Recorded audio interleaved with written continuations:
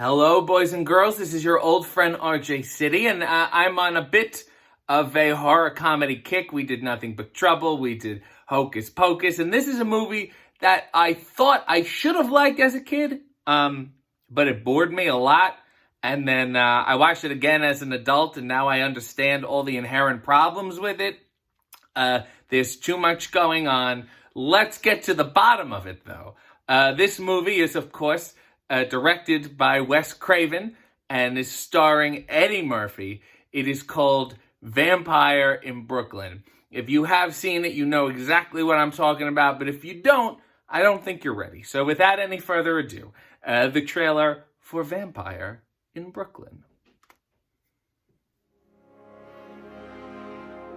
For centuries, they have. Okay, so we're starting a little scary.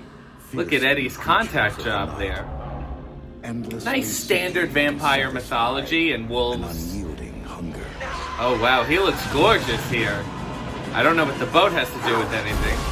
This is the Brooklyn part. A lot of smoke going on. Now, the world's last vampire is about to encounter something infinitely more. Oh no, there's a shadow. Oh no, what's happening? We're gonna get very, very... It's the ghetto. Vampires can't hang out in the ghetto. Interesting. What is he wearing? What is this accent? Is it Transylvania? I'm not quite sure. I've never been shot before.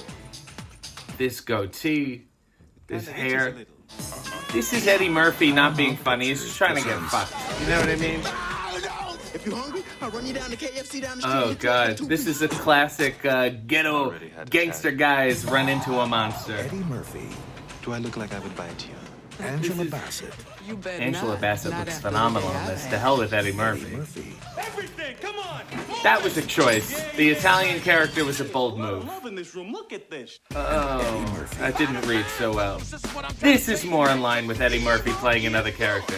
This is like classic Clumps. Much better. That's classic Eddie makeup. There's death, but then a vampire. As a vampire, he wants her alive because he loves her. This is where we're going. Is he the villain? Is he the protagonist?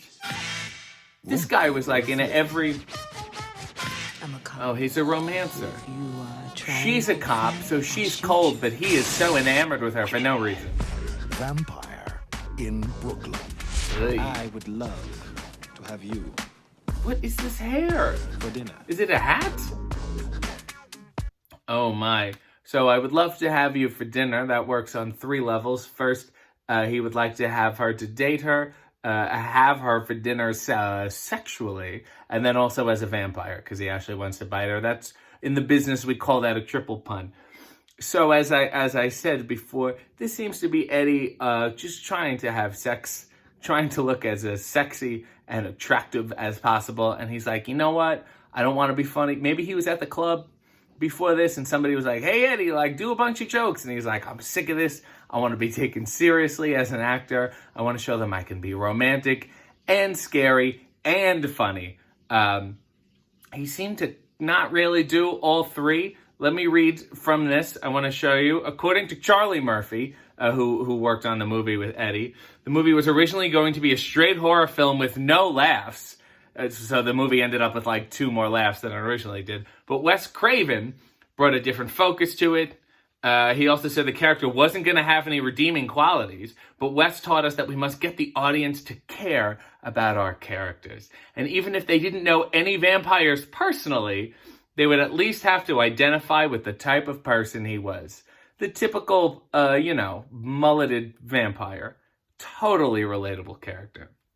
In an interview with Rolling Stone, Eddie Murphy said the reason Vampire in Brooklyn was a failure was that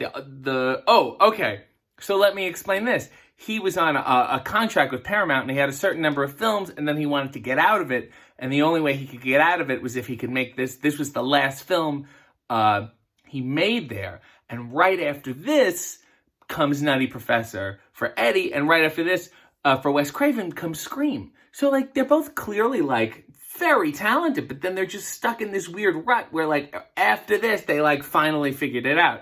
They both go their separate ways. I mean, horror comedy, Wes Craven, Scream is probably as good as you're gonna get, and of course, Eddie Murphy with the Nutty Professor, that is, I would say, his opus. And clearly the preacher character in here, that's full clumps. That was the way he should go. The Italian gangster he played, there's always one Eddie Murphy character in the movie that you know is played by Eddie Murphy, and there's one that you don't realize is played by Eddie Murphy. And he looks like a guy who's just been in a house fire or something. That was the Italian gangster character.